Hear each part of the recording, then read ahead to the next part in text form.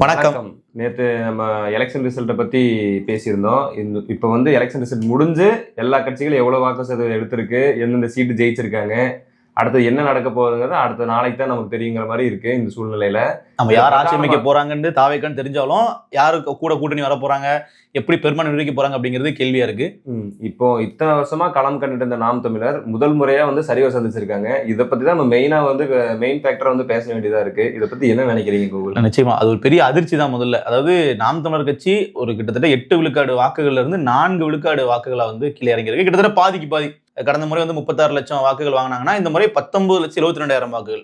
கிட்டத்தட்ட சராசரியா பார்க்கும்போது 20 லட்சம் ஓட்டு வருதுன்னு வச்சுக்கோங்களேன். அது 19 சொல்ல முடியாது, 20 லட்சம் வாக்குகள் வந்திருக்குது. ஆனாலும் ஒரு சரிவு அப்படிங்கிறத நம்ம பார்க்க வேண்டியதா இருக்கு. ஏன்னா நாடாளுமன்ற தேர்தலே நாம் தமிழர் கட்சி 36 லட்சம் வாக்குகள் வாங்கினாங்க. அப்போ சட்டமன்றத்தை பெரிய அளவு அதிகரிக்கும் தான் பெரிய கேள்வி உருவாகுது. சிந்திச்சுதான் மக்கள் அந்த நாடாளுமன்ற தேர்தலில் வாக்களிச்சாங்களா, இல்ல போற போக்குல 2 கட்சி வேண்டாங்கிற நிலையில வாக்களிச்சாங்கிறது முக்கியமான ஃபேக்டராகவும் பார்க்கப்படுது இல்ல. இதுல 2 கட்சி வேண்டாம், எனக்கு மாற்று தான் வேணும் அப்படின்னு நினைக்கக்கூடிய மக்கள் தமிழ்நாட்டுல மொத்தமே 10 விழுக்காடு தான். அதை தாண்டி மக்கள் ஓட்டு போட மாட்டாங்கன்றதான் இத்தனை நாள் இருந்த நரேட்டிவ். நீங்க நல்லா பாருங்க, விஜய் அவர்கள் ஜெயிச்சிட்டாரு. அதுல நமக்கு ஏன் விஜய் ஜெயிச்சாருன்றதுக்கு பல கேள்விகள் இருந்தாலும் அதுல ஒரு பிளஸ் என்னன்னு நான் சொல்றேன், மாற்றத்துக்கே இங்க 10% தான் ஓட்டு. அது விஜயகாந்த் வாங்கியிருக்காரு, புதுசா நிறைய பேர் வாங்கியிருக்காங்க. அது மாதிரிதான் நாம் தமிழர் கட்சியும் அதிகபட்சம் என்டிகேவோட சீலிங்கே பாத்தீங்கன்னா 10% தான். அதுக்கு மேல நீங்க போக மாட்டீங்கன்னு சொல்லிதான் என்டிகே மக்கள் மத்தியில மட்டுப்படுத்திட்டே இருந்தாங்க. சரி, அப்ப நாம் தமிழருக்கே பார்த்தீங்கன்னா மாற்று திமுக வேண்டாம், அதிமுக வேண்டாம்னு சொல்லி 2 கட்சிகளையும் கூட்டணி வைக்காம விஜய்க்கும் 10 தானே கொடுத்துருக்கணும். அப்படி இல்லையே, விஜய்க்கு 34% ஓட்டு.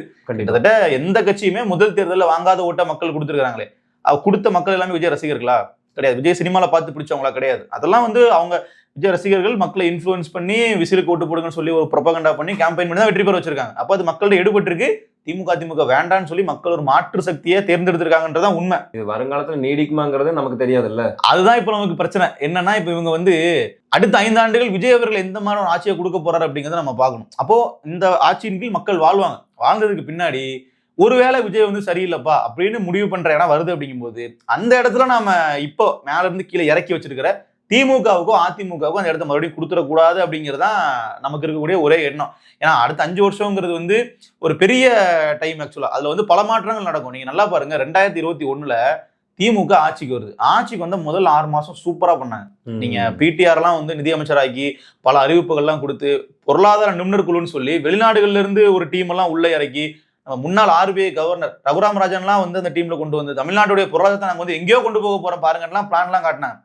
அந்த அளவுக்கு பலரும் பாராட்டினாங்க. நீங்க நல்லா பாருங்க, எடப்பாடி அவர்களுடைய படம் போட்ட இந்த ஸ்கீம்ல ஒரு சில பேக்ல எல்லாம் ஜெயலலிதா அவர்கள் படங்கள்லாம் இருந்துச்சு. அதெல்லாம் கூட ஸ்டாலின் அவர்கள் என்ன பண்ணல, பரவாயில்ல அதை அப்படியே டிஸ்ட்ரிபியூட் பண்ணுங்க, நாம ஒன்னும் விளம்பரத்துக்காக பண்ண வேணாம்னு சொல்லி இவங்களே ஒரு விளம்பர மாடல் ஆட்சி தான். ஆனா அந்த சமயத்துல அதெல்லாம் அவங்க பண்ணாம இருந்தாங்க. அது மிகப்பெரிய அளவுல பாராட்டப்பட்டுச்சு மக்கள்கிட்ட. பாத்தீங்களா, ஸ்டாலின் அவர்கள் அம்மா குடிநீரை எதுவும் பண்ணல, அம்மா உணவகத்தை எதுவுமே பண்ணலங்கிற மாதிரிலாம் ஒரு பேர் வந்துச்சு. ஆனா பின்னாடி அம்மா உணவகத்தை மூடிட்டாங்க. அது வேற விஷயம். ஆரம்பத்துல முதல் 6 மாசங்கிறது அப்படி பண்ணாங்க திமுக. கிட்டத்தட்ட அதே விஷயம் ஒரு புது ஆட்சி வருது, ஒரு மாற்றம் வரும்போது விஜய் அவர்களும் அது மாதிரி பல விஷயங்கள் பண்ணலாம். நாளைக்கே விஜய் அவர்கள் நேரடியாக ஒரு இடத்துக்கு போகலாம், பல விஷயங்களை விஜய் அவர்கள் அதிரடியா மக்கள் முன்னாடி பண்ணி காட்டலாம். ஆனா ஒரு 5 ஆண்டுகள் வரைக்கும் இது நீடிக்குமா, அவங்க எந்த அளவுக்கு சிறப்பா பண்ணுவாங்க நம்ம பார்க்க வேண்டியிருக்கு இல்லையா. அதுக்கப்புறம் மக்கள் ஒரு முடிவு எடுப்பாங்க. அந்த முடிவுங்கிறது மறுபடியும் பின்னாடி பெறக்கூடாது நம்ம பாக்குறோம். திருப்பி இப்போ எதிர்கட்சியா இருக்கக்கூடிய திமுக மறுபடியும் திருப்பி நீங்க அடுத்து வாய்ப்பு கொடுத்துடக்கூடாதுங்கிறதா நம்ம சொல்லக்கூடிய விஷயம். இந்த இடத்துல முக்கியமா பார்க்க வேண்டியது, பிரதானமா இருக்கிற அதிமுக திமுக தான் எப்பவுமே ஆட்சி பிடிக்கும். புது கட்சி வர்றது இருக்கிறதுலே கடினங்கிற கள சூழ்நிலை மொத்தமா மாத்திருக்காருங்கிற ஒரு பார்வையும் வைக்கப்படுது. அதுதான் ஒரு பெரிய விஷயம். நான் இப்போ அதுதான் நான் பிளஸ்ன்னு நினைக்கிறேன். ஏன்னா எவ்வளவு தூரம் நம்ம இப்போ கடந்த ஒரு 10 ஆண்டுகளா நம்ம அரசியல பாக்குறோம்னு வச்சுக்கோங்களேன். அதுல ஒரு 3-4 தேர்தல் நம்ம பார்க்கும் பொழுது இந்த கை உதயசூரியனுக்கு மட்டும்தான்ப்பா போடும், இந்த கை ரெட்டலைக்கு மட்டும்தான்ப்பா போடும், அதை தாண்டி எங்கேயுமே ஓட்டு போடாதுன்னு சொல்லக்கூடிய பல பெருசுகள் நம்ம பார்த்துருப்போம். நீங்க நல்லா பாருங்க, நான் பரம்பரை திமுக, நான் பரம்பரை அதிமுக, எங்கேயா போனீங்க பரம்பரை, அப்பெல்லாம் ஒண்ணுமே கிடையாதுன்னு சொல்லி இந்த எலெக்ஷன் ப்ரூவ் பண்ணிச்சா இல்லையா. நான் விஜய் ஜெயிச்சதுல உள்ள பிளஸ் நான் சொல்லிட்டு இருக்கேன். அதாவது விஜய் அவர்கள் ஆட்சியை பிடிச்சிட்டாருங்கிறதுல விஜய் அவர்கள் ஒரு சிறந்த தலைவரா, தாவேக்கா வேட்பாளர்கள் சிறந்தவர்களா, அதெல்லாம் கொஞ்சம் ஓரமா வச்சுட்டு நடந்திருக்கிற சினாரியோவை நீங்க எடுத்து பாத்தீங்க அப்படின்னா பரம்பரை அதிமுக பரம்பரை திமுக உனக்கு கிடையவே கிடையாதுங்க. எல்லாரையும் அள்ளி தூக்கி போட்டு போயிட்டாங்க. திருப்பத்தூர்ல அமைச்சர் பெரிய கருப்பன் ஒரு வாக்கு வித்தியாசத்துல தோக்குறாரு, கொளத்தூர்ல ஸ்டாலின் தோக்குறாரு, திமுக முக்கிய அமைச்சர்கள் ஏவா வேலு துரைமுருகன் எல்லாரும் தோக்குறாங்க. மொத்த திமுக கூடாரமும் காலி, இருந்த தடம் தெரியாம போயிருச்சு. அப்ப அப்படிப்பட்ட ஒரு தோல்வியை மக்களால் பரிசாக கொடுக்க முடிகிறது. நம்ம அதான் சொல்ல வரோம். கொங்கு அதிமுக கோட்டை நாயன், கோயம்புத்தூர்லயே 6 தொகுதியை தாவேக்கு அள்ளிட்டு போயிருச்சு. உங்களுக்கு புரியுதுங்களா? அதே மாதிரிதான் சென்னையும் திமுக கோட்டைன்னு சொல்லப்பட்டது. அதாவது ஆரம்பத்துல திமுக கோட்டையில் விஜய் ஓட்டை போட போகிறான்னு பேசிட்டு இருந்தாங்க. கோட்டையில ஓட்டையெல்லாம் போடல, கோட்டையவே ஜேசிபி வச்சு தகர்த்து புதுசா ஒரு பில்டிங் கட்டிக்கிட்டு இருக்காங்க. கண்டிப்பா. இப்ப நீ அடுத்த 5 வருஷம் கழிச்சு தாவேக்கவனுடைய கோட்டைன்னு திமுக சொல்ல முடியுமா? அந்த ஸ்டேட்மெண்ட் வந்து ஃபால்ஸ் ஆயிருச்சுங்கிற. இனிமே வந்து ஒரு கட்சி தான் வந்து இந்த பகுதியில வந்து ஆதிக்கம் செலுத்த போகுதுங்கிற அந்த ஒரு பார்வையே மக்கள் வந்து தூக்கி போட்டாங்க. அப்பெல்லாம் எதுவுமே கிடையாது, இங்க கோட்டை பரம்பரை அப்படிலாம் ஒண்ணுமே கிடையாதுங்கிறத விஜய் ப்ரூவ் பண்ணிட்டு இருக்காரு. அந்த வகையில நமக்கு அதை பார்க்கும்போது என்னன்னா, ஓகே மக்கள் வந்து மாற்றி ஓட்டு போட தயாரா இருக்கிறாங்க. நாம் தமிழருக்கு ஏன் ஓட்டு போடுறாங்க ஆதங்கம் இருக்கு, அது தனி. இன்னொரு கட்சிக்கு ஓட்டு போட்டிருக்காங்களா, அந்த விதத்துல வந்து பார்க்கும்போது திமுகவை ஓரம் தள்ளுறதுக்கு மக்கள் தயாரா இருக்காங்கன்றதை நம்மளால புரிஞ்சுக்கணும். இதெல்லாம் ஒரு புறம் இருக்கு கோகுல். இதுல மெயினான ஒரு ஃபேக்டர் பாத்தீங்கன்னா, அதிமுக, திமுக, நாம் தமிழர் இது 3 கட்சியில இருந்துமே ஓட்டை வந்து பிரிச்சுதான் வந்து பயங்கரமா வந்து வளர்ந்திருக்காரு தாவேக தலைவர். ஆனா இந்த இடத்துல நாம் தமிழர் வந்து குறிப்பிட்ட சில நபர்கள் வந்து என்ன சொல்றாங்கன்னா, நாங்க அப்பவே சொன்னோம் நீங்க விஜயை விமர்சிக்காதீங்க, அதனாலதான் உங்களுக்கு ஓட்டு போயிருச்சுன்னு சொல்லி ஒரு பிரபகண்டா இப்பவும் பண்ணிட்டு இருக்காங்களே, இதை என்ன நினைக்கிறீங்க? அதுதான் வந்து நமக்கு வெறுப்பை ஏற்படுத்துது. ஏன்னா சரி நம்ம வெளிப்படையாவே பேசுவோமே, யாருனால விஜய்க்கு வந்து ஓட்டு பறிப்பு இருக்குன்னு விஜய் ஓட்டு எடுத்திருக்காருன்னு பார்ப்போமே. முதல்ல நாம் தமிழர் கட்சி 8ல இருந்து 4 கிட்டத்தட்ட பாதி வாக்குகள் வந்து எடுத்துட்டாரு. 4 விழுக்காடு வாக்கு இறங்கி இருக்கு. நாம் தமிழர் கட்சிக்கு 4 விழுக்காடு வாக்கு கீழே இறங்கி இருக்கு. ஓகே, அப்படியே நீ அதிமுக விடுங்க. இப்ப அதிமுக எதுக்காக அந்த வெற்றியை கொண்டாட நமக்கு புரியவே இல்லை. திமுக தோத்துருச்சுன்றது எதிர்கட்சியா கூட வரலாம். அப்ப நீங்க எது கொண்டாடி நமக்கு புரியவே இல்லை. மொத்தமா அதிமுக எடுத்து 47 சீட்டு, 65 சீட்ல இருந்து 47 சீட்டுக்கு குறைஞ்சிருக்காங்க. இதை கொண்டாடக்கூடிய விஷயமா நமக்கு புரியல. இப்போ அதிமுக வந்து நீங்க கூட்டணியா எடுத்துக்கிட்டீங்க அப்படின்னா, கிட்டத்தட்ட அதிமுக வாங்கிய ஓட்டுகள் வந்து கடந்த தேர்தலில் 40 விழுக்காடு 39 சம்திங், மொத்தமா நம்ம ரவுண்ட் ஆஃப் பண்ணி பார்க்கும்போது 40 விழுக்காடு வாக்குகள் 2021 அதிமுக கூட்டணிகள் இருந்துச்சு. இன்னைக்கு அதே கட்சி வச்சிருக்கக்கூடிய வாக்குகள் 24 விழுக்காடு. அதிமுக மட்டும் வச்சிருக்கிற வாக்குகள் நீங்க பாத்தீங்கன்னா 21 வரும். அப்ப எவ்வளவு 24 விழுக்காடுனா பாதிக்கு பாதி. கண்டிப்பா 4 விழுக்காடு வாக்குகள் குறைஞ்ச நாம் தமிழர் கட்சி வந்து உங்களுக்கு ஒரு பேசு பொருளா இருக்கு, கேலி கிண்டலுக்கு உள்ளாக வேண்டிய தேவை இருக்கு. மொத்தமா வந்து கிட்டத்தட்ட 16 விழுக்காடு ஓட்டை வந்து விஜய் அதிமுக எடுத்துட்டு போயிருக்காரு. அது பிரச்சனையா தெரியல. திமுகவும் அதே மாதிரி தான் கிட்டத்தட்ட, உங்களுக்கு புரியுதுங்களா? ஆனா திமுக கிட்டத்தட்ட 30 விழுக்காடுக்கு மேல வாக்குகளை தக்க வச்சிட்டாங்க. அப்படி பார்த்தாலும் திமுகவுக்கும் 16 விழுக்காடு வாக்கு போயிருக்கு. திமுக கிட்ட இருந்து 16 எடுத்திருக்காரு, அதிமுக கிட்ட 16 எடுத்திருக்காரு, நாம் தமிழர் கிட்ட இருந்து 4 எடுத்திருக்காரு. இதை நம்ம இப்ப எப்படி நம்ம வந்து நாம் தமிழருக்கு தான் பெரிய பின்னாடி நம்ம பேச முடியும்? அதற்கான வாய்ப்புகளே கிடையாது. கள நிலவரம் அப்படிங்கிறது விஜய் எல்லார்கிட்ட இருந்து ஓட்டு எடுத்திருக்காரு. அதாவது கடந்த முறை நாம் தமிழருக்கு வாக்கு செலுத்துறவங்க வாக்கு இந்த மாதிரி தாவேக்காக்கு போட்டிருக்காங்க. அப்ப அந்த வாக்குகள்ன்றது எல்லா கட்சியிலிருந்து போயிருக்கணும் சொல்ல வரீங்க. நாம் தமிழர் டார்கெட் பண்ணி நீங்க வந்து விஜயை திட்டி பேசுனீங்க, நீங்க விஜய் அதிகம் விமர்சிச்சீங்க, அதனால உங்களுக்கு வந்து ஓட்டு போயிருச்சு. கண்டிப்பா அது அதிமுக பண்ணிட்டு இருக்காங்க. எலெக்ஷனுக்கு முன்னாடி இதான் பண்ணிட்டு இருந்தாங்க. அதிமுக விஜய் பத்தி பேசவே இல்லைப்பா. எடப்பாடி வந்து கரூர் சம்பவத்துல கூட விஜய் பத்தி பாராட்டி தான் பேசினார். அதாவது பாராட்டி மீன்ஸ் என்ன, விஜய் வந்து அரவணைச்சு விஜயை பாதுகாத்தாரு. காரணம் இப்ப கூட்டணி தேவை இருந்துச்சு. ஆமா, அதெல்லாம் எவ்வளவு தூரம் வந்து அரசியலுக்காக பண்ண விஷயம் மக்கள் பாக்குறாங்க இல்லையா? அதே மாதிரி நீங்க திமுக எடுத்துக்கிட்டீங்க அப்படின்னா, விஜய் பத்தி நம்ம ஏதாச்சும் பேசணும் அப்படின்னா விஜய் வளர்ந்துருவாரு, விஜய் நம்ம நம்மளே ஆளாக்கிறோம்னு சொல்லி அவர்களும் கரூர் விஷயத்துல பேக் அடிச்சாங்க.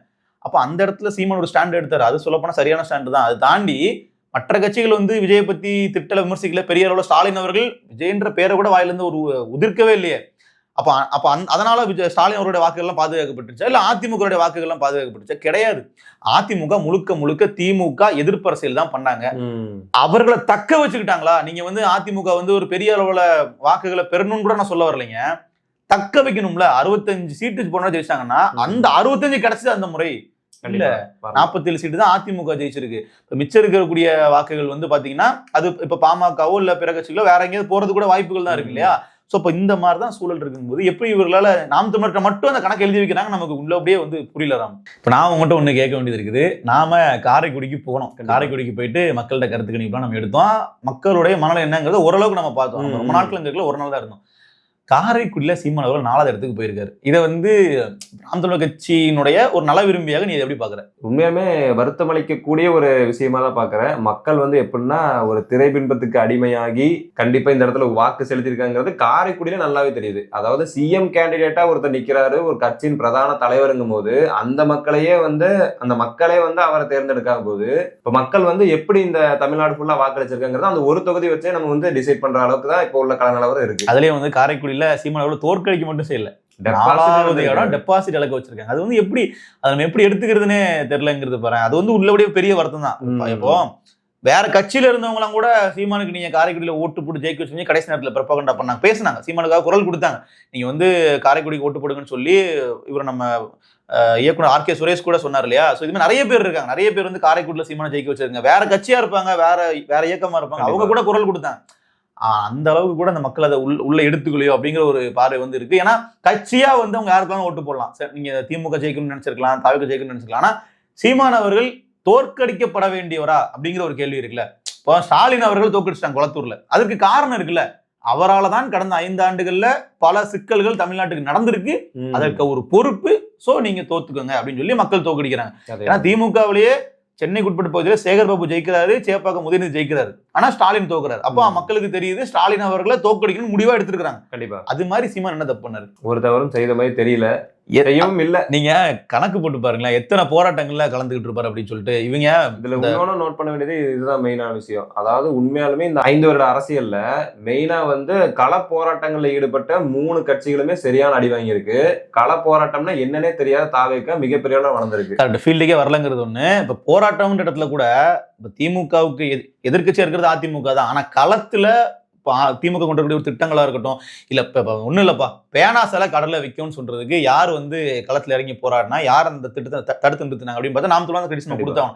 இது மாதிரி சொல்லிக்கிட்டே போறோம். நம்ம என்ன ஒரு பிரச்சனையானாலும் சரி முதல்ல அங்க போய் குரல் கொடுக்க சீமானதா இருப்பா. அரிட்டாப்பட்டியில வந்து அந்த சுரங்கம் அமைக்கிறேன்னு சொல்லும்போது அங்க போய் நின்று சீமான் தான். வீடுகள் இடிக்கப்படும் போது அங்க போயிட்டு அந்த மக்களோட இடம் வந்து கையகப்படுத்தக்கூடாதுன்னு சொல்லி போராட்டம் சீமான் சொல்லிக்கிட்டே இருக்கலாம். அதே மாதிரி ஒரு மாசத்துல குறைஞ்சது 2-3 போராட்டம், தூய்மை பணியாளர்கள் போராட்டம். இவர்களுக்கு ஓட்டு வங்கியே கிடையாதுங்க. சென்னையில நாம் தமிழருக்கு ஓட்டே விழல. நீங்க யோசிச்சு பாருங்க, சென்னையில தான் பல போராட்டங்கள் நாம் தமிழ் எடுத்திருப்பாங்க. இந்த வள்ளுவர் கோட்டத்துல தான் நீங்க பாத்தீங்கன்னா மாசத்துக்கு 2-3 போராட்டம் பண்ணுவாங்க. சீமான நேர்ல வந்து பண்ணுவார். ஆனா சென்னை மக்கள் என்ன ஓட்டு போட்டிருக்காங்க? ஒரு தொகுதிக்கு 3000 ஓட்டு கூட போடல, 3000-4000 ஓட்டு தான் போட்டிருப்பாங்க. அதாவது அப்ப எந்த அளவுக்கு சீமான் அவர்கள் சென்னையில புறக்கணிக்கப்படுறாரு, கடந்த காலத்தையும் புறக்கணிக்கப்பட்டிருக்காரு. ஆனாலும் தொடர்ச்சியாக அங்க போராடுற நம்ம பாக்குறோம். நீங்க தூய்மை பணியாளர்கள் பிரச்சனை இல்ல, அந்த பட்டியல் சமூகம் சென்னையில மட்டுமே இல்ல, தென் தமிழகத்திலுமே வந்து புறக்கணிக்கப்பட்டிருக்காங்கிறது. ஆமா, அதாவது என்ன சொல்றேன்னா அங்க ஒரு 10,000 வாக்குகளுக்கு மேல வாங்கியிருக்காங்க.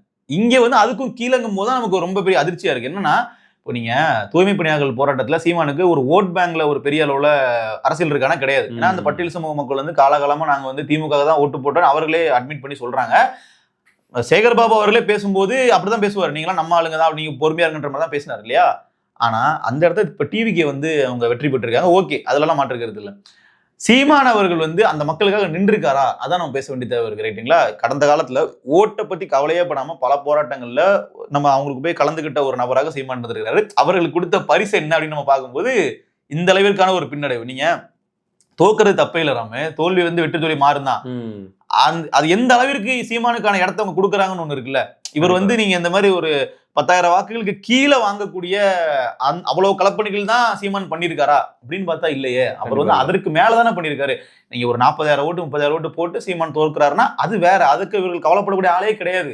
தோல்வியை நினைச்சு கவலைப்படக்கூடிய ஆளே வந்து நாம் தமிழர் கட்சி கிடையாது. எங்களுக்கு நீங்க எவ்வளவு தூரம் ஆதரவு அளிச்சிருக்கீங்க, நாங்க அடுத்த 10 வருஷத்துக்கு அடுத்து நாங்க என்ன பண்ண போறோம்ன்றத பிளான் பண்ணி ரெடியா வச்சிருப்பாங்க. அப்ப இந்த ஒரு பின்னடைவுங்கிறது பல நபர்களோட சோர்வை ஏற்படுத்திருக்கு. அது வந்து உண்மைதான், மாற்றுக்கிறது இல்லை. இவங்க போராடுவாங்க, 2 நாள் கழிச்சு திருப்பி ஒரு பிரச்சனை வரும், அதுக்கு குரல் கொடுப்பாங்க, போராடுவாங்க. இருந்தாலும் அந்த ஒரு பின்னடைவுக்கான காரணம் நம்ம இதைதான் பார்க்க வேண்டியதா இருக்கு. கூடி சீக்கிரம் பார்ப்போம். ஏன்னா இணைய எழுச்சி மாநாடு வருது, அதுல எப்ப இருந்தாலும் முழு வீச்சோட இறங்கி அந்த மாநாட்டுக்கு சக்சஸ்ஃபுல்லா முடிக்கிறதுக்கான வழியை தான் நாம் தமிழர் கட்சி வந்து அடுத்ததை பார்ப்பாங்கன்னு நம்புறோம். இப்ப பல பேர் என்ன பண்றாங்கன்னா, எனக்கு எதுவுமே வந்து இதுக்கப்புறம் சீமான்லாம் பிரச்சனை போராட்டம்லாம் பண்ண வேண்டாங்க, நீங்க வந்து பெரிய அளவுலாம் ப்ரொடெஸ்ட்லாம் வந்து பண்ணாதீங்க, அவங்க வந்து விரக்தியின் உச்சத்துல அப்படி இருக்காங்க நிறைய பேர். என்னடா நம்ம இந்த மக்களுக்காக நம்ம என்னெல்லாம் பண்றோம், எவ்வளவு விஷயம் நம்ம வந்து களத்துல இறங்கி போராடுறோம், இந்த மாதிரி ஆயிடுச்சே அப்படிங்கிற ஒரு பார்வை வந்து இருக்கு. ஸோ இதுதான் வந்து நாம் தமிழர் கட்சியினோட மைண்ட் செட்டா வந்து இருக்கு. ஆனா அதெல்லாம் தாண்டி நாம வந்து இந்த இடத்துல சொல்ல வேண்டிய விஷயங்கள் என்ன அப்படின்னா, களம் வந்து ஒரு பெரிய அளவுல மாறுதலுக்கு உள்ள இருக்கு. நம்ம அதுதான் வந்து சொல்றோம். திமுகவினுடைய தலைவர் ஸ்டாலின் தோக்குறாரு, துரைமுருகன் தோக்குறாரு, ஏவா வேலு தோக்குறாரு, அதே மாதிரி அமைச்சர் பெரிய கருப்பன் தோக்குறாரு, அன்பில் மகேஷ் பொய்யாமொழி தோக்குறாரு, கே நேரு அப்படி ஜஸ்ட் மிஸ்ல தப்பிச்சிடுறாரு. இப்படின்னு அந்த களமே டோட்டலா மாறிடுச்சு. திமுக ஸ்ட்ராங், இது திமுக கோட்டை, அது கொந்தி மதுரையில வந்து மூர்த்தி தோக்குறாரு, பிடிஆர் வந்து முஸ்தபா கிட்ட தோக்குறாரு. அப்போ களம் மொத்தமா மாறிடுச்சு. இது வரைக்கும் இல்லாத ஒரு அரசியல தமிழ்நாடு இப்ப பாக்குது, அது உண்மைதான். அப்ப தமிழ்நாடு மக்கள் இப்படி எல்லாம் வாக்கு செலுத்துவாங்களாங்கிற அதிர்ச்சியை நமக்கு கொடுக்குறாங்க. இது வந்து அடுத்த 5 ஆண்டுகள்ல சாத்தியப்படுத்திக்கணுமே. இந்த ரிசல்ட்டை பொறுத்த வரைக்கும் பார்க்க முக்கியமான ஒரு இதா பார்க்க வேண்டியது என்னன்னு பாத்தீங்கன்னா, ஆனா மக்கள் எந்த டைம்ல எப்படி வேணா மாறலாம், ஆட்சியாளர்கள் நீங்க கரெக்டா இருக்கணும் அப்படிங்கிறத உறக்க சொல்ற மாதிரி தான் இந்த ரிசல்ட்டை வந்து பார்க்க வேண்டியதா இருக்கு. கண்டிப்பா எல்லாருக்குமே ஒரு மெசேஜ் தான் சொல்ல போனா, இந்த மக்கள் வந்து கெஸ் பண்ணவே முடியாது. இதுல இன்னொரு பெரிய விஷயம் தான், எக்ஸிட் போல்ல ப்ரீ போல்லாம் உட்காந்துக்கிட்டு இந்த ரீஜியன்ல அவர் தான், இங்க இவரு தான், இங்க இவரை தாண்டி ஒண்ணும் பண்ண முடியாது. கண்டிப்பா. ஒண்ணுத்துக்கும் வேலைக்கே ஆகல. மக்கள் வேற மாதிரி யோசிக்கிறாங்க, மக்கள் வேற மாதிரி முடிவு எடுக்கிறாங்க. மக்கள் லாஜிக்கலாவே யோசிக்க மாட்டாங்க. இப்ப எனக்கு என்ன ஒரு விஷயம்னா, இப்ப திமுக காரங்க எல்லாம் என்ன பண்றாங்கன்னா, டிவிகே பார்த்து தற்குறிகள், டிவிகேக்கு ஓட்டு போட்டவங்க எல்லாம் முட்டாள்கள்னு பேசிட்டு இருக்காங்க. நமக்கு என்ன கேள்வி வருதுன்னா, இந்த இடத்துல நாம அவங்க கூட சேர்ந்து அடிக்க முடியாது டிவிகே. அதாவது டிவிகே அடிக்கணும், நாம வேற இடத்துல இருந்து அடிக்கணும். நம்ம திமுக கூட இருந்து அடிக்க முடியாது இல்லையா? அவங்க நம்ம என்ன சொல்ல வேண்டியிருக்கோம் திமுக காரங்களுக்கு, அதாவது உங்களுக்கு ஓட்டு போட்டு ஜெயிக்க வச்சதுக்கு மக்கள் கிட்ட லாஜிக்கா ஒரு ரீசன் இருந்துச்சா அப்படின்னு கேட்டீங்கன்னா கிடையாது. நீங்க வந்து மாசம் 1000 ரூபாய் கொடுத்தீங்க, இலவச பேருந்து கொடுக்குறீங்க அப்படின்றதுக்காக மக்கள் ஓட்டு போட்டுருவாங்களா? அதெல்லாம் மக்கள் பணம் தானே. அப்போ வெளிப்படையா நம்ம வந்து பார்க்கும்போது இதுக்காகலாம் வந்து திமுக மக்கள் வந்து ஓட்டு போடுறாங்க அப்படிங்கும்போது மாத்தி போடுறது தப்பு இல்லை. நாம் தமிழர் கட்சிக்காரங்க கேட்கலாம். ஏன்னா இவர்கள் வந்து அதுக்கு மாற்று திட்டம் வச்சிருக்காங்க, இதற்கு வந்து வேற செயல் திட்டங்கள் வச்சிருக்காங்க, மக்களை வந்து வாழ்வாதாரத்தை இதற்கு முன்னாடி இருந்ததை விட மேம்படுத்துறதுக்கான திட்டங்கள் வச்சிருக்காங்க அப்படிங்கும்போது அதை வந்து அவர்கள் கேட்கலாம். எங்களுக்கு நீங்க ஓட்டு போடல, மாற்றுன்னு இடத்துல நீங்க விஜய்க்கு ஓட்டு போடுன்னு கேட்கலாம். திமுக காரங்க கேட்கக்கூடாது. அப்படி பார்த்தா இது வரைக்கும் உங்களுக்கு ஓட்டு போட்டு என்ன லாஜிக் இருக்கு? அதுக்கான வாய்ப்பே இல்லை. நிறைய ஒரே ஒரு விஷயம் தான், இப்ப தாவேக்கு ஆட்சி அமைஞ்சிருச்சு, அடுத்து என்ன? அடுத்து மாசம் 2500 ரூபாய். அது பெண்களுக்கு. நான் சொல்றது ஆண்களுக்கு 4000 ரூபாய். அது வேலையில்லா பட்டதாரி. ஆமா, வேலை இல்லைன்னா நீங்க என்ன, நீங்க வந்து அரசு அலுவலகங்களை வேலை பார்த்தீங்கன்னா நீங்க ரெஜிஸ்டர் பண்ணிருப்பீங்க. விடுங்க, மாதம் வந்து 200 யூனிட் வந்து ஃப்ரீ. ஒண்ணுன்னா போவோம். முதல்ல இந்த 4000 ரூபாய் சொன்னேன் இல்லையா, இது யாருக்கெல்லாம் கிடைக்கும்னு நினைக்கிறீங்க? வேலையில்லா பட்டதாரிகள். வேலையில்லா பட்டதாரிகள்லாம் யாரு? அதாவது ஒரு கம்பெனில ரெஜிஸ்டர் பண்ணி இந்த மாதிரி வந்து அவங்க ப்ராப்பரா வந்து பாத்தீங்கன்னா இப்ப ஐடி ஃபைல் பண்றாங்க, இல்ல ஏதாச்சும் ஒரு விதத்துல அவங்க அக்கௌண்ட்ல வந்து மாசம் மாசம் பணம் வருதுன்னா தான் அது வேலை அப்படிங்கிற கணக்குல கவர்மெண்டால கண்டுபிடிக்க முடியும், எடுத்துக்கொள்ள முடியும். இப்போ அப்ப என்னையே எடுத்துக்கிட்டீங்கன்னா கூட நான் வேலையில்லா பட்டதாரி தான். நீங்க தொழில் பண்றீங்க, ஒரு சேனல் வச்சிருக்கீங்க, ஆனா நீங்க உங்களுக்கு இன்கம் வந்து பாத்தீங்கன்னா ஒரு கம்பெனி சேலரி அப்படிங்கிற அடிப்படையில போடாது இல்லையா? நீங்களும் மாதம் 4000 ரூபாய் வாங்கலாம், இங்க பல பேர் வாங்கலாம். இப்படி ஐடி ஃபைல் பண்ணீங்கன்னா மேபி அந்த அமௌண்ட் வச்சு அவங்க அதிக கம்மியா இருக்கான்னு பார்த்து மாத்தவங்களா இருக்கும். ஆனா அடிப்படையில யாரும் அப்படி பண்றது இல்லை பெரும்பாலும் இல்லையா? தமிழ்நாட்டில் உள்ள பெரும்பாலான இளைஞர்கள் வந்து ஒரு கார்பரேட் நிறுவனங்கள்லயோ இல்ல அரசு அலுவலகங்களோ வேலை பார்ப்பது கிடையாது. கண்டிப்பா அவர்கள் எல்லாமே ஒரு அன்ஆர்கனைஸ் செக்டர் தான் வேலை பார்ப்பாங்க. அப்ப அங்க என்ன ஆகும்? நிச்சயமா அவர்களும் நாங்களும் பட்டதாரிகள் தான், எங்களுக்கு வேலை இல்லைன்னு சொல்லிட்டு இந்த அமௌண்ட் கிளைம் பண்ண வருவாங்க. அப்போ எத்தனை பேருக்கு கொடுக்க வேண்டியிருக்கும்னு யோசிச்சு பாருங்க. அடுத்து அப்புறம் 6 சிலிண்டர். இன்னைக்கு உள்ள காலகட்டத்துல சிலிண்டர் புக் பண்ணாலே ஒரு மாசம் தான் வருது. ஆனா நீங்க கொடுத்துதான் ஆகணும். கொடுக்கலைன்னா மக்களுக்கு வந்து எதிர்ப்பு வந்துடும். அதே மாதிரி பெண்களுக்கு பேருந்து இலவசம் சொல்றோம் இல்லையா, அது எங்க? தமிழ்நாடு முழுக்க. நீங்க சென்னையில இருந்து நான் கன்னியாகுமரி வந்தீங்கன்னா இலவசமா பெண்கள் வந்துக்கலாம் போல. எங்க போகுதுன்னு தெரியல. அப்புறம் மாதம் 2500 ரூபாய் யாருக்கெல்லாம்? குடும்ப பெண்கள் 60 வயதுக்கு கீழே உள்ள எல்லாருக்கும். ஒரு ரேஷன் கார்டுக்கு கிடையாது, மொத்த பேருக்கும். அவங்க ஹெட் கவுண்ட், அவங்க தலைவர் ஹெட் கவுண்ட். இப்ப நீங்க ஒரு வீட்டுல 4 பேர் இருக்கீங்க, ஒரு 4 பெண்கள் இருக்காங்கன்னா 4 பேருக்கும் கிடைக்கும். ஆனா இதற்கான பதில வந்து பட்ஜெட் தாக்கல் பண்ணும்போது அவருக்கு தெரிஞ்சிரும்ல. இல்ல, இது இன்னும் 6 மாசத்துல இவங்க சொல்ற ஸ்கீம்ல எதெல்லாம் வந்து இம்ப்ளிமெண்ட் பண்ண போறாங்க, எதெல்லாம் வந்து கைவிட போறாங்க. அப்படி கைவிடும் போதாச்சும் மக்கள் என்ன பண்ணணும் அப்படின்னா, ஏங்க இதெல்லாம் சொன்னீங்க, என்ன நீங்க செய்யலன்னு மக்கள் கேள்வி கேட்க மாட்டாங்க.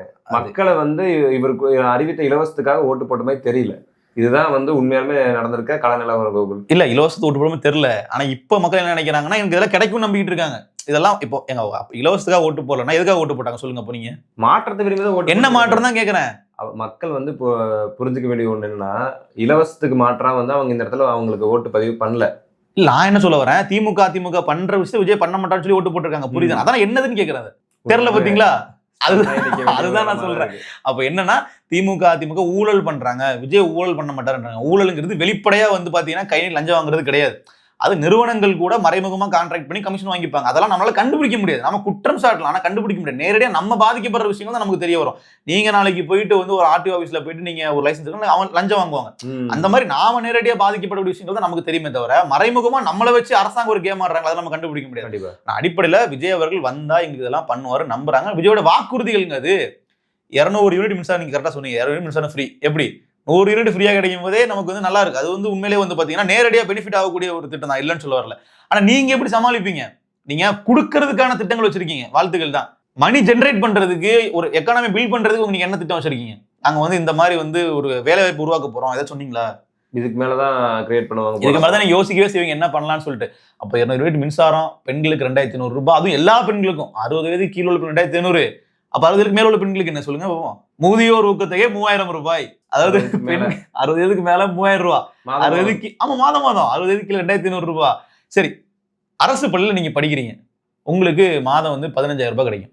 எதுக்கு நினைக்கிறீங்க? கல்வித்தொகை, ஊக்கத்தொகை. நீங்க வந்து படிக்க வைக்கிறதுக்காக, ரைட்டுங்களா? இது மாதிரி எக்கச்சக்கமான ஸ்கீம் இருக்கு. அப்படியே அதாவது அதிமுகவினுடைய விட்டீங்க. தங்கம் விற்கிற விலைக்கு மாமன் சீர், கரெக்ட். தாய்மாமன் சீர் வந்து உங்களுக்கு இப்ப இனிமே வந்து பெண்களுக்கு கல்யாணம் அப்படின்னா தங்கம் வந்துடும் தாலிக்காக, கூடவே வந்து பாத்தீங்கன்னா பிறந்த குழந்தைக்கு மோதிரம் வந்துடும். இது மாதிரி எத்தனை மோதிரம் எத்தனை தங்கம் கொடுக்க முடியும் நமக்கு தெரியல.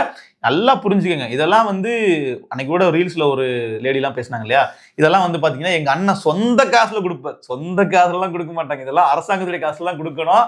அரசாங்கம் வந்து விலைவாசி உயர்றதுக்கான வாய்ப்பு இருக்குன்னு பட்டவர்த்தனமா பாக்கலாங்கிறீங்களா? அது என்ன நடக்கும்னு தெரியல. ஒண்ணு இந்த ஸ்கீமை கைவிடணும். இதெல்லாம் நான் தெரியாம சொல்லிட்டேங்கன்னு விஜய் ஒரு வீடியோ போடுவார்ல, அந்த மாதிரி மன்னிச்சுக்கங்க, நாங்க தெரியாம இதெல்லாம் சொல்லிட்டோம், இதெல்லாம் அரசாங்கத்தினால பண்ணவே முடியாது, சாத்தியமே கிடையாதுன்னு சொல்லி ஒண்ணு கைவிடணும். அப்படி இல்லைன்னா எப்படி திமுக அரசு வந்து லட்சக்கணக்கில் கடன் வாங்கிட்டே போனாங்களோ அந்த மாதிரி கடன் வாங்கி பண்ணணும். அப்படி கடன் வாங்கினாலும் அந்த கடன் யார் பேர்ல வாங்குவாங்க?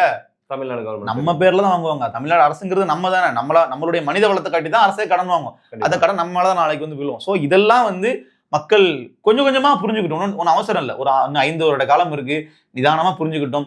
எல்லாம் புரிஞ்சுக்கிட்டதுக்கு அப்புறம் இன்னைக்கு எப்படி நீங்க வந்து ஒரு ஆட்சி வேண்டான்னு முடிவு பண்ணி தூக்கி வீசினீங்களோ, நான் வந்து உதயசூரியன் இல்ல ரெட்டலை இல்லைன்னு சொல்லி விசில் அடிச்சு விசிலுக்கு போட்டீங்களோ, அந்த மாதிரி நாளைக்கு யாரு சரியான அரசியல் பேசுறாங்கன்னு பார்த்து மறு வாய்ப்பு மாற்று வாய்ப்பு கொடுக்க தயாரா இருங்க. கண்டிப்பா. நாம விசிலுக்கு போட்டோம், என்னாலும் இனி விசில் தான் 10 வருஷத்துக்கு அப்படிங்கிற மாதிரிலாம் மனுஷன் வச்சுக்காதீங்க. நல்லா ஆட்சி பண்றாங்களா தொடர வைக்கலாம், இல்லையா மாற்றுங்க. மாற்றுறோங்கிற பேர்ல மறுபடியும் பின்னாடியும் போயிடாதீங்க, இவங்க கூடயும் டிராவல் ஆயிடுறீங்க. நாம் தமிழர் கட்சிக்கு தான் நீங்க ஓட்டு போடணும்னா நம்ம வந்து அவங்களுக்கு கேம்பெயின்லாம் பண்ண வரல. நாம் தமிழர் கட்சி அப்ப சிறப்பான வகையில் அரசியல் பேசுறாங்க, உங்களுக்கான திட்டங்களை சொல்றாங்கன்னா அவங்களுக்கு கொடுக்கலாம். இல்ல அன்றைக்கு சூழல்ல எந்த கட்சி வந்து மக்களுக்கு தான் அரசியல் பேசுறாங்களோ என்ன பண்ணலாம், அவர்களுக்கு வாக்கு கொடுக்கலாம். இந்த மாற்றத்துக்கு எப்பவுமே தயாரா இருக்குன்னு சொல்ல வரோம். நாம ஒரு தடவை மாத்தி ஓட்டு போட்டோம், மாற்றத்துக்காக ஓட்டு போட்டோம், நமக்கு இதுக்கப்புறம் மாத்திலாம் ஓட்டு போடாம திருப்பி பின்னாடியே போயிடலாம்னு சொல்லி அந்த திமுக அதிமுகங்கிற கழகங்களுக்கு நீங்க போயிட வேண்டாம்னு நம்ம சொல்லக்கூடிய விஷயம் ராம். சரி கோகுல், இப்போதைக்கு இப்பதான் வந்து ஆட்சி அமைச்சிருக்காரு, இவரோட செயல்பாடுகள்லாம் எப்படி இருக்குங்கிறது வரும் காலகட்டத்தில் பார்த்துட்டு அதுக்கப்புறம் வந்து இன்னும் கொஞ்சம் காணொலிகள்ல மக்களுக்கு புரியுற மாதிரி நம்ம போடுவோம். நிச்சயமா. நன்றி. நன்றி.